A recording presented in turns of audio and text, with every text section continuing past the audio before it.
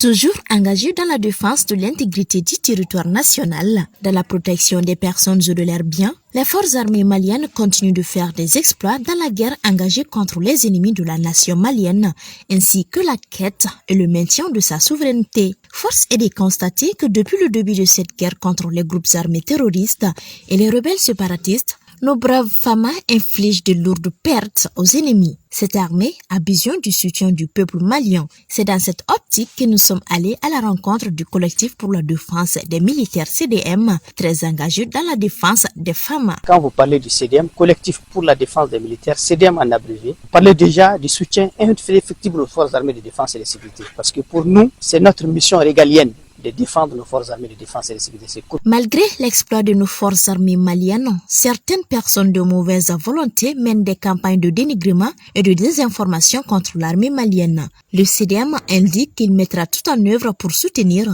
et défendre nos FAMA dans leur mission régalienne de défense et de sécurité. Cette situation de désinformation et de désintoxication n'a pas commencé aujourd'hui. Les premiers relais de cette désinformation plutôt et de ce dénigrement contre les forces armées de défense et de sécurité, c'est les chaînes internationales. Juste ce que je disais, jusqu'à peu le contraire, le CDM est considéré comme étant les gilets pare-balles de nos forces armées de défense et de sécurité.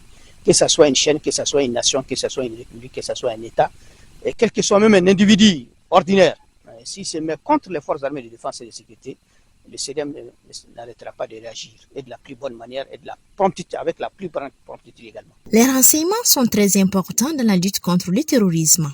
Ainsi, la population à son tour doit collaborer avec nos FAMA en termes de renseignements afin que la traque des ennemis puisse être diligentée et aboutir. Nous allons juste demander à la population de collaborer, de coopérer et de ne jamais marchander notre pays. C'est quoi? Parce qu'il y a des gens qui sont prêts à tout. Quand il y a l'argent, c'est fini. Donner la bonne information aux citoyens afin qu'ils ne coopèrent pas avec les diables. Les diables ici, il s'agit du terrorisme ou encore il s'agit également de ce qu'on appelle les sponsors officiels du terrorisme international qui sont tapis dans l'ombre en train de déstabiliser notre pays.